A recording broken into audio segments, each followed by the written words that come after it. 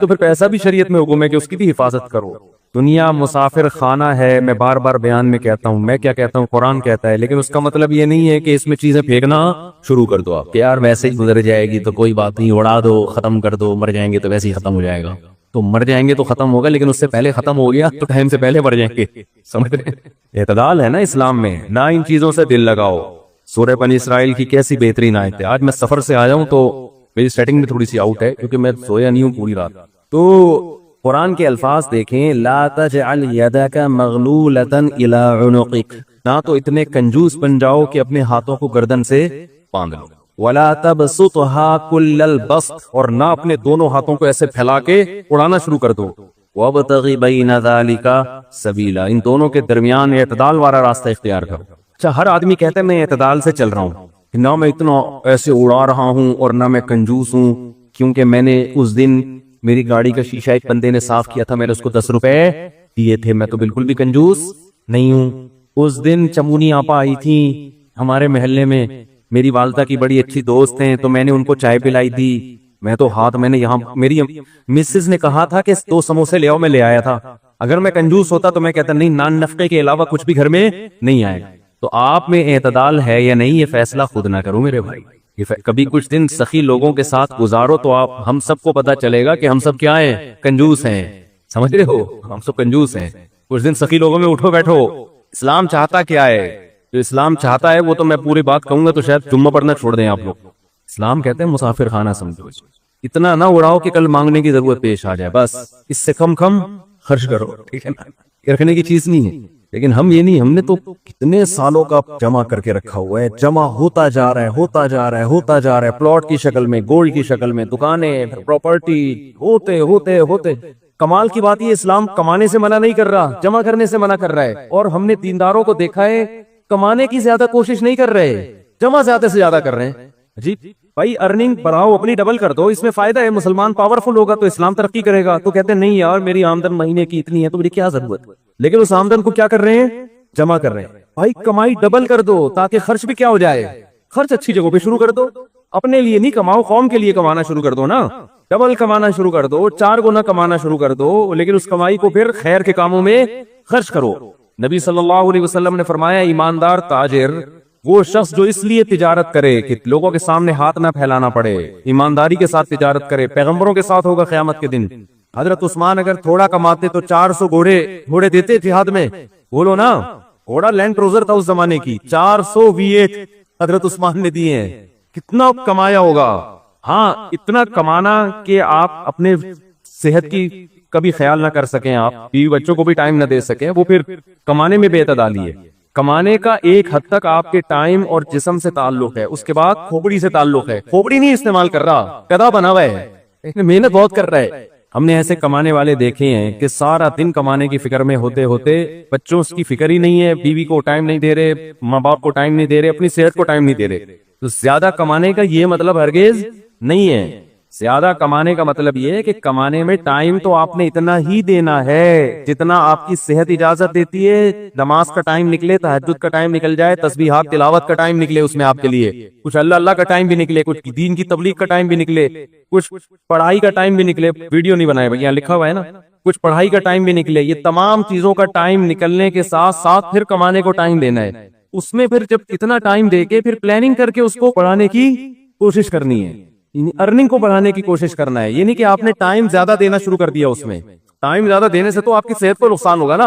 ارے 5 نمازیں تو پڑھنی پڑیں گی نا ٹائم پہ، پھر تلاوت روزانہ کرنی ہے کہ نہیں کرنی ہے، صبح شام کی تسبیحات ہے وہ بھی کرنی ہے، تہجد کی بھی کوشش کرنی ہے، باپ کو بھی ٹائم دینا، اماں کو بھی، بیوی بچوں کو بھی، پھر باقی پھر اپنی ایکسرسائز وغیرہ صحت کو بھی، پھر باقی ٹائم کس کو دینا ہے، وہ پیسہ کمانے کو دینا ہے. پھر اس پیسہ کمانے کے کو جتنا ٹائم آپ نے دے دیا تو اس میں آپ کہہ سکتے ہیں کہ پھر ہم اس کو بڑھائیں کیسے. ہم تو 8 گھنٹے کمانے کو دے رہے ہیں، اب اس میں کیسے بڑھائیں ہم.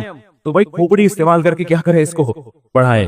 کھوپڑی سے چیزیں بڑھ جاتی ہیں. کھوپڑی تو استعمال مسلمان کر ہی نہیں رہا ہے نا. اب یہ کہ کیسے کھوپڑی استعمال کریں تو آپ خود استعمال کرو کہ یار میں یہ کام کر رہا ہوں تو میں اگر یوں کر لوں تو یہ ایسے بھی ہو سکتا ہے. یہ بیٹھیں گے تو سمجھ میں آئے گا انشاءاللہ آپ کے خود، لیکن بیٹھتے ہی نہیں ہے، سوچتے ہی نہیں ہے. جو جہاں کھڑا ہے وہیں کا وہیں رہے گا. خیر کہ قوم عاد اور قوم سمود میں کو اللہ نے جسمانی نعمتوں سے بھی نوازا تھا اور معاشی ترقی سے بھی نوازا تھا. سمجھتے ہو؟ معاشی لحاظ سے بھی کھاتے پیتے اور جسمانی لحاظ سے بھی لمبے لمبے قد کے. تو ظاہر ہے پیغمبروں کی باتیں ان کی سمجھ میں نہیں آنی تھی کیونکہ پیٹ بھرے ہوئے تھے, عمریں لمبی لمبی تھی اور بڑی معاشی ترقی. وما بلغوا معشار ما آتیناہم, اللہ عربوں سے کہہ رہا ہے کہ تم ان کی ترقی کے 10ویں حصے کو بھی نہیں پہنچے جو ہم نے وسائل ان کو دیے تھے. آپ اندازہ لگاؤ کہ جو قوم چٹانوں کو تراش کے پہاڑوں کے اندر محلات تعمیر کر لیتی ہو, اس قوم میں کتنی یعنی کتنا زبردست فن جانتی تھی وہ. ہم جب کبھی سفر کرتے ہیں نا, ابھی جیسے میں ادھر گلگت وغیرہ کی طرف گیا تو بہت بڑی بڑی مضبوط چٹانیں ہیں. آپ ذرا کوئی چیز لے کے ان چٹانوں کو کھودنا شروع کرو, آدمی کانپنا شروع کر دے گا کہ بھائی یہ مشینوں کے بغیر ممکن نہیں ہے. لیکن قرآن کہتا ہے کہ یہ لوگ کیا کرتے تھے, چٹانوں کو تراش کے نا چٹان کے اندر پورا محل تیار ہو جاتا تھا. تو کچھ تو قابلیت ہوگی نا اس قوم میں, وہ مشینوں سے کرتے ہو یا ہاتھ سے کرتے ہو, یا قرآن نے اس کا ہو سکتا ہے کوئی اتنی ترقی ہو چکی ہو سائنسی ترقی کہ وہ مشینوں کے ذریعے کر رہے ہوں, یہ بھی ممکن ہے. لیکن کیا ہے, اس ترقی نے انہیں خدا کے قریب لے جانے کے بجائے خدا سے دور کر دیا. یہی آج ہو رہا ہے. تبھی قرآن کہتا ہے کہ اگر ہم رزق کی ایسی فراوانی کر دیں کہ سب کے پیٹ بھرے, دنیا میں کوئی غم اور ٹینشن ہی ختم, سارے غم اور ٹینشنیں بالکل ختم ہو جائیں, تو اللہ فرماتے ہیں اس کا رزلٹ کیا ہوگا. ہونا تو یہ چاہیے سب خدا کے سامنے سجدہ ریز ہوں, سب اللہ اللہ کرنے لگے, اللہ تو نے ہر قسم کی ٹینشن سے ہمیں کیا کر دیا ہے, آزاد. اے اللہ اب تو بیوی کی ایک ٹینشن تھی وہ بھی ختم ہو گئی, یعنی وہ نیک بن گئی وہ, یعنی کہ اے اللہ ساری ٹینشنیں ہماری ختم, اب تو عمریں بھی لمبی ہو گئی, کرونا بھی ختم ہو گیا اور مالی وسائل بھی, کھلا کھائیں گے تے, پنجاب میں کہتے ہیں نا کھلا کھائیں گے تے ننگا نہائیں گے, وہ بولتے ہیں اس طریقے سے, تو بڑے لائف کو انجوائے کریں گے اور اب ہم تیرا شکر ادا کریں گے. اب حج بھی ٹائم پہ ہوگا, داڑھی بھی رکھیں گے, 5 ٹائم نماز بھی پڑھیں گے, اب تو کوئی ٹینشن ہے ہی نہیں. ہونا تو یہ چاہیے نا, لیکن اللہ کہتے ہیں ایسا ہوگا نہیں. وَلَوْ بَسَطَ اللَّهُ الرِّزْقَ لِعِبَادِهِ, اللہ اگر رزق کو بالکل اوپن کھول دے نا کہ کوئی غریب ہی نہ رہے دنیا میں, سب کے پیٹ بھر جائیں اور بالکل ہر ٹینشن دور ہو جائے, لَبَغَوْا فِي الْأَرْضِ, فرمایا یہ سارے باغی بن جائیں گے میرے, جو تھوڑا بہت مجھے مان رہے ہیں نا اور میری بات سن لیتے ہیں. ایک بندہ بھی اتوار کے بیان میں نہیں آئے گا, نہ جمعے کے بیان میں نہ اتوار کے بیان میں, ایک بھی نہیں آئے گا. بولے گا ضرورت کیا ہے, کیوں سنیں, پیسے ملتے ہیں کیا یہاں پہ. نہ علماء کی باتیں سنی جائیں گی, نہ مدرسوں میں لوگ اپنے بچوں کو دین کے لیے فارغ کریں گے. بھائی قوم کہتی ہے ہمارا اصل مسئلہ یہی ہے کہ روٹی ملے, کپڑا ملے اور پیٹ بھرے, ہمارا مکان ملے, مکان بھی مل گئے, روٹی بھی مل گئی, پیٹ بھی بھر گیا, ٹینشنیں بھی ختم ہو گئی. تو اللہ نے کچھ نہ کچھ ٹینشنیں رکھی ہوئی, حتیٰ کہ جو ٹینشن فری ملک ہے نا ان میں بھی ٹینشنیں ہیں. یہ یورپ اور آسٹریلیا تو ٹینشن فری ملک ہے نا, ان میں وہ ٹینشنیں تھوڑی, ان کے بیوی کی ٹینشن ہی نہیں ہے, تو اب کہہ کیا گیا. بھائی یہ خواتین سے میں بولتا ہوں, میں مزاح کرتا ہوں, اس کو سیریس نہ لیا کریں. وہ پھر کمنٹس ہوتے ہیں اچھا ہر بیان میں جو ہے نا ہمیں رگڑا لگ رہا ہوتا ہے کہ یہ ٹینشن ہوتی ہے. مذاق میں کہہ رہا ہوں کیونکہ میں بھی شادی شدہ آدمی, ہم نے بھی عزت کے ساتھ گھر جانا ہے. بھائی بات سمجھ, میں تو 3 دفعہ شادی شدہ آدمی ہوں. ایک شادی شدہ کتنا مظلوم ہوتا ہے, جو شادی شدہ ضرب 3 ہو تو سوچ لو, وہ تو بیچارہ اس کا تو زندہ ہے, بس یہ کمال کی بات ہے. تو اللہ کہتے ہیں کہ اگر ہم ٹینشنیں ختم کر دیں نا, تو میں یہ کہہ رہا تھا کہ جن ملکوں میں سرے سے کوئی ٹینشن نہیں ہے وہاں بھی بہت ٹینشن ہے. وہ آپ کو لگ رہا ہے کہ ٹینشن نہیں ہے. ایک بڑی ٹینشن پتہ ہے انسان کو کیا ہوتی ہے, جب ساری ٹینشنیں ختم ہو نا تو ایک بڑی ٹینشن یہ ہوتی ہے کہ چھن نہ جائیں یہ ساری چیزیں ہم سے, یہ چیزیں ہم سے. تو اللہ نے کسی نہ کسی کو, اچھا ایک بات خوب سمجھ لیں, جو یہ سمجھتے ہیں نا میں بڑی ٹینشن میں ہوں, اپنے بارے میں جو بھی یہ سمجھتا ہے اور دوسرے سارے خوشحال ہیں, تو ایسا نہ سوچا کریں.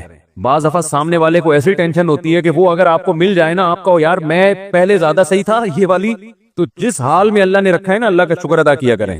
کچھ پتہ نہیں ہوتا کہ سامنے والے کو کیا ٹینشن ہے اور وہ کس مصیبت میں زندگی گزار رہا ہو. تو جو اللہ نے جس حالت میں رکھا ہے, تو قرآن کہتا ہے اگر ہم رزق کی فراوانی کر دیں اور ساری پریشانیاں ختم کر دیں تو شکر گزاری کے بجائے کیا پیدا ہوگا, بغاوت پیدا ہوگی, نافرمان بن جائیں گے. اس سے ہمیں ایک اصول یہ پتا چلا کہ پیٹ بھر کے شکر ادا, پیٹ بھرے ہوئے کا شکر ادا کرنا مشکل, خالی پیٹ شکر ادا کرنا آسان ہے. سمجھتے ہو بات. اب ہونا تو یہ چاہیے کہ پھر ہم اللہ سے دعا مانگیں کہ اللہ تو ہمیں ٹینشنیں دے دے تاکہ ہم تیرے قریب ہو جائیں. لیکن حدیث میں ہمیں اس سے منع کیا. اللہ سے یہ دعا مانگو, اے اللہ تو نے خود قرآن میں کہا ہے قلیل من عبادی الشکور, کچھ بندے میرے ایسے ہوتے ہیں کہ جن کو نعمتیں ملتی ہیں پھر بھی وہ دین پہ قائم رہتے ہیں. ہوتے ہیں لیکن مارکیٹ میں ایسے لوگ کیا ہیں, تھوڑے ہیں, بہت کم ہوتے ہیں. زیادہ تر تو پریشان حال ہی دین کی طرف آتا ہے. لیکن اے اللہ تو نے خود قرآن میں کہا کہ 100% لوگ کبھی بھی خراب نہیں ہوتے, کچھ ایسے بھی ہوتے ہیں. اور اللہ نے یہ داؤد علیہ السلام کو کہا کیونکہ داؤد علیہ الصلوۃ والسلام کی زندگی ٹینشن فری. داؤد علیہ السلام نے میدان جنگ میں جالوت کو قتل کیا نا, بڑی بہادری دکھائی, تو ٹینشن میں زندگی گزاری, ظاہر ہے انہوں نے ٹریننگ کی, جہاد کی, میدان جنگ میں جان ہتھیلی پر رکھ کر لڑے. تو اللہ کو آپ پر اتنا پیار آیا کہ اللہ نے آپ کو نبوت بھی دے دی اور بادشاہ بھی بنا دی اللہ نے. اس کے بعد داؤد علیہ السلام کی ٹینشن کیا ہو گئی؟ دولت کی ریل پیل اور حکومت, خلافت. تو قرآن کہتا ہے اے داؤد اللہ کا اب آپ نے شکر ادا کرنا ہے, ناشکری نہیں کرنی. ایسا نہ ہو کہ اب آپ کا لائف اسٹائل ہی چینج ہو جائے. پہلے آپ عبادت گزار تھے, دن میں روزے رکھتے تھے, رات کو تہجد پڑھتے تھے. داؤد علیہ السلام, حدیث میں آتا ہے سب سے بہتر روزہ وہ ہے جو داؤد علیہ السلام رکھا کرتے تھے. پوری زندگی داؤد علیہ السلام نے ایسے روزہ رکھا, ایک دن روزہ ایک دن ناغا, ایک دن روزہ ایک دن ناغا, پوری زندگی. کیوں یہ سب سے افضل روزہ کیوں ہے؟ اس لیے کہ روزے کا جو بنیادی مقصد ہے نا وہ اپنے جسم کو کمزور کرنا نہیں ہے, سمجھ رہے ہو؟ کیونکہ حدیث میں آتا ہے المؤمن القوی خیر من المؤمن الضعیف, طاقتور مومن کمزور مومن سے اللہ کو زیادہ محبوب ہے. اگر روزانہ روزے رکھ کے کمزور ہو جائیں گے تو پھر لڑے گا کون ہے بھائی؟ جہاد میں کیسے لڑیں گے, گھر بیوی بچوں کے حقوق کیسے ادا کریں گے, محنت کیسے کریں گے؟ یہ تو مسلمان تو ترقی میں پیچھے رہ جائیں گے نا.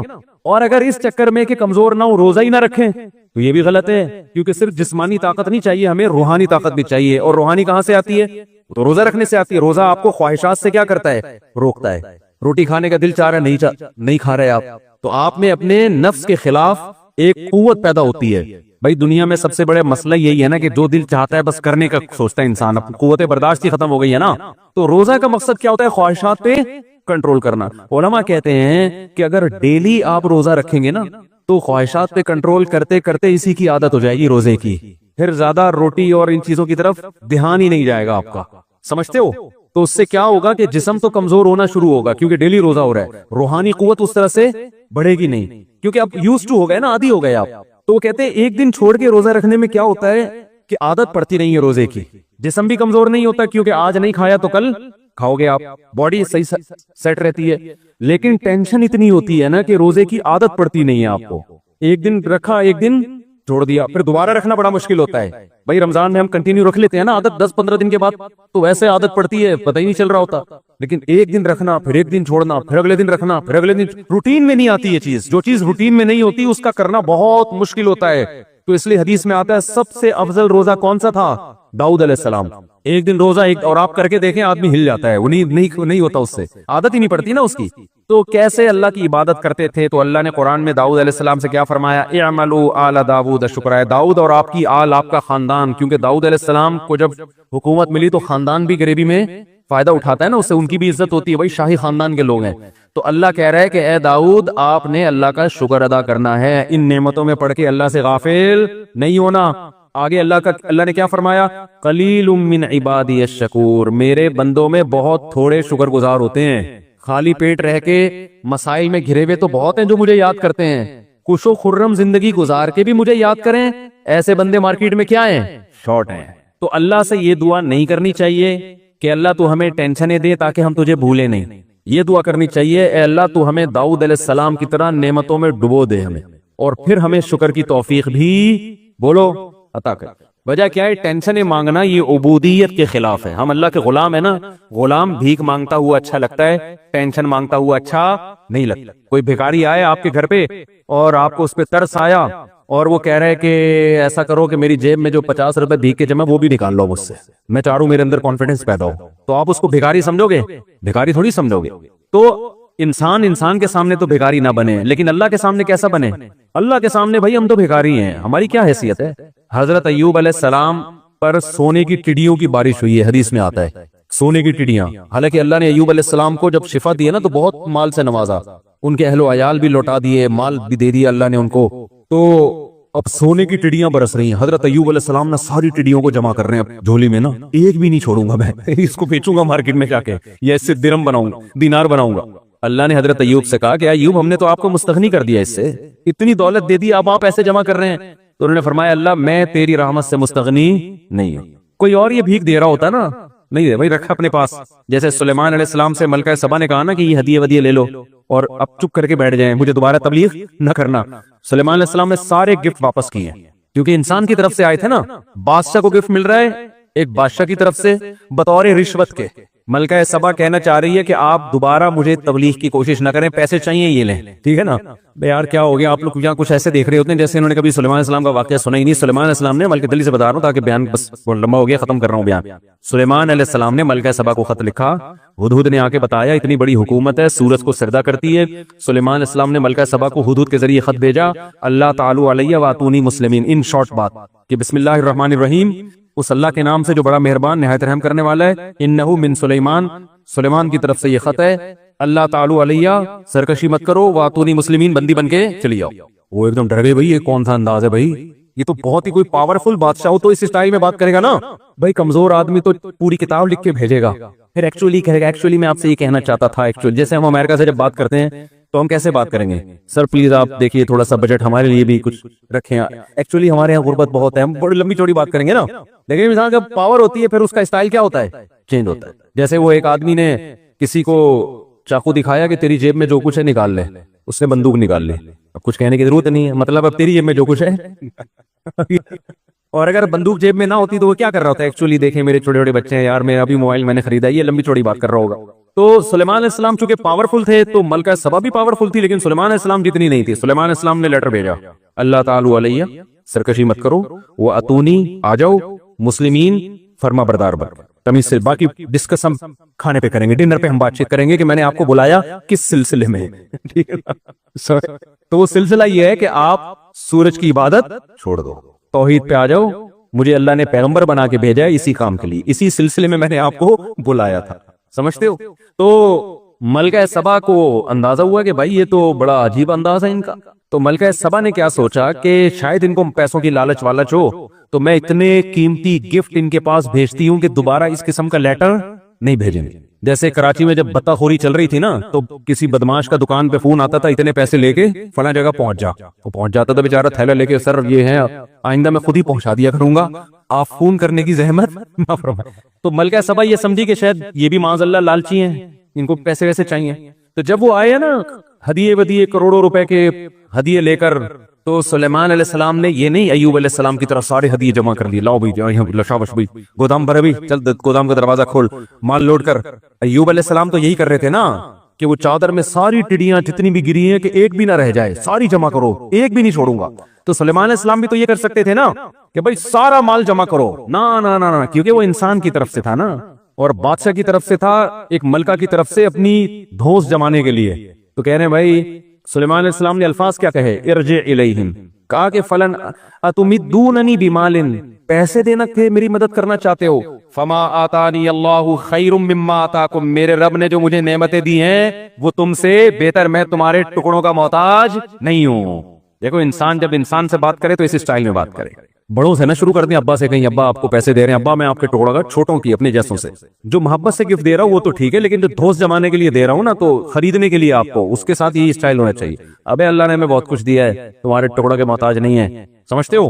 تو سلیمان علیہ السلام نے کیا فرمایا، ما آتانی اللہ خیر مما آتاکم، میرے رب نے جو مجھے دیا ہے وہ تمہاری نعمتوں سے بہت زیادہ، بل انتم بہدیتکم تفرحون، اصل بات یہ ہے کہ تم اترا رہے ہو، دھوس جمانا چاہ رہے ہو کہ ہمیں اتنا ہمارے پاس ہے، شو بازی میں آئے ہوئے ہو۔ پھر کہنے لگے ارجع الیہم، قاصد سے کہا واپس چلا جا آرام سے، اور اب خط نہیں آئے گا، اب خط نہیں آئے گا، فَلَنَأْتِيَنَّهُمْ بِجُنُودٍ لَا قِبَالَ لَهُمْ بِهَا، اب لشکر آئے گا اور ایسا لشکر لے کے ملک سبا پہ حملہ کروں گا کہ یہ اس کا مقابلہ نہیں کر سکتے، وَلَنُخْرِجَنَّهُمْ مِنْهَا أَذِلَّةً، سب کو رسوا کر کے ملک بدر کر دوں گا میں۔